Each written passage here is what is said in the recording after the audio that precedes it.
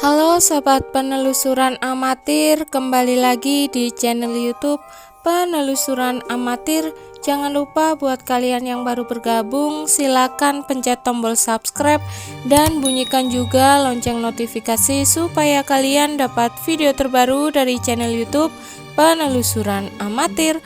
Oke sobat penelusuran amatir, sudah siapkah kalian untuk mendengar cerita-cerita misteri yang akan kita bagikan di channel YouTube Penelusuran Amatir?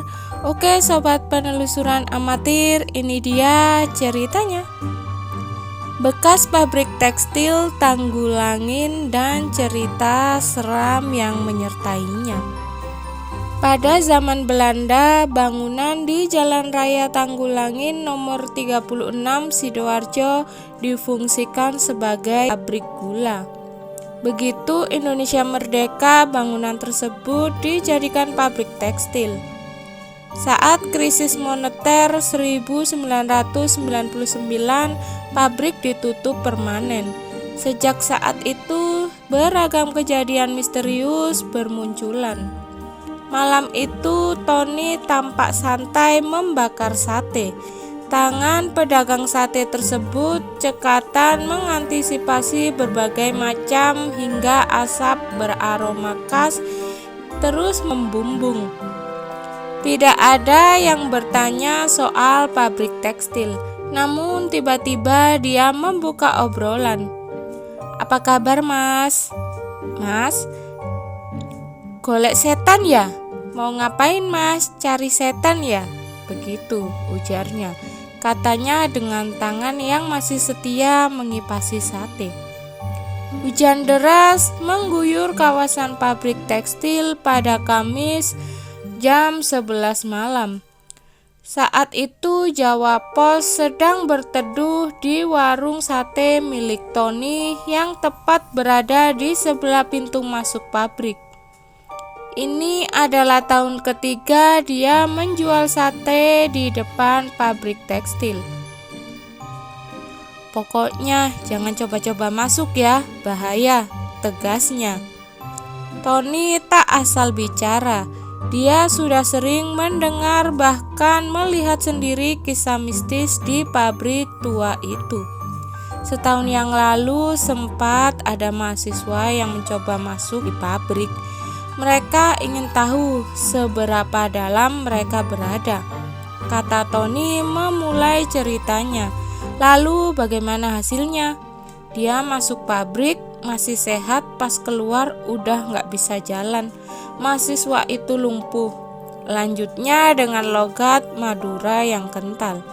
Siswa tersebut kemudian dibopong pulang oleh teman-temannya. Sampai saat ini tidak ada yang tahu bagaimana kondisinya. Seingat saya, muridnya itu orang Lamongan. Tambahnya, pernah juga ada paranormal yang sok jago. Dia mau mengambil penunggu yang ada di pabrik. Untuk masuk dia menjanjikan satpam pabrik saldo 40 juta. Karena itu oknum satpam mengizinkan sang paranormal masuk. Tidak berhasil, paranormal tersebut malah lari terbirit-birit.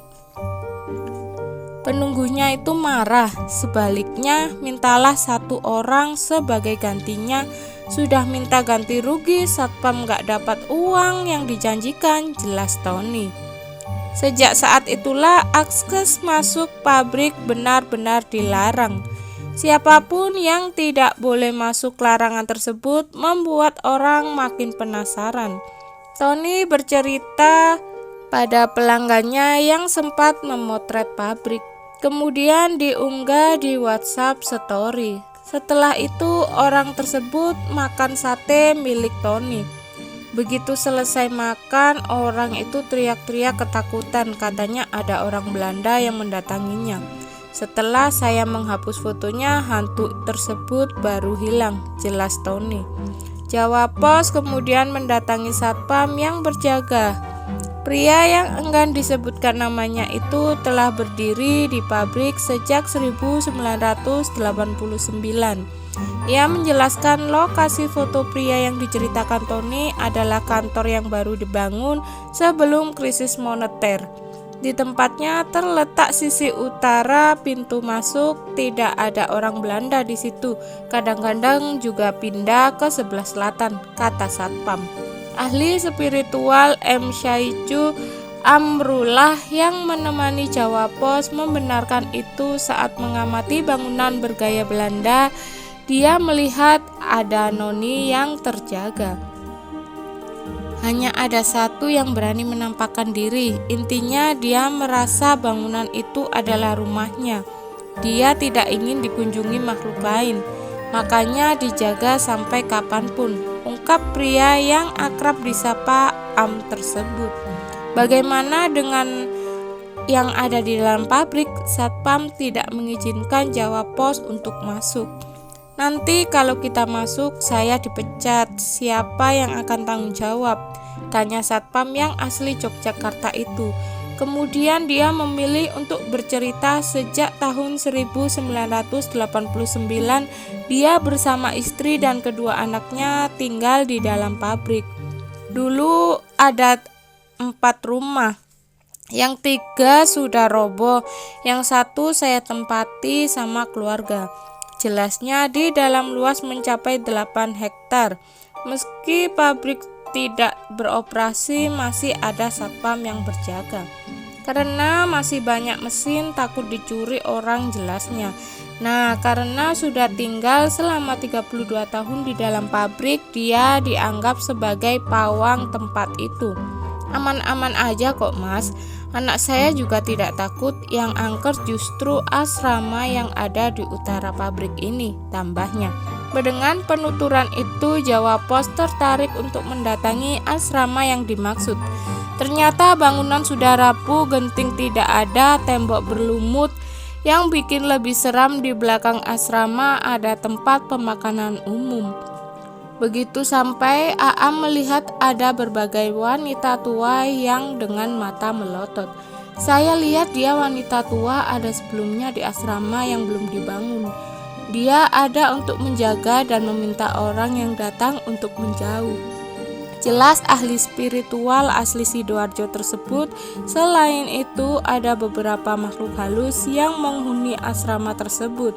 Ada pocong yang cukup besar juga katanya. Satpam pabrik memang tidak membantah hal itu.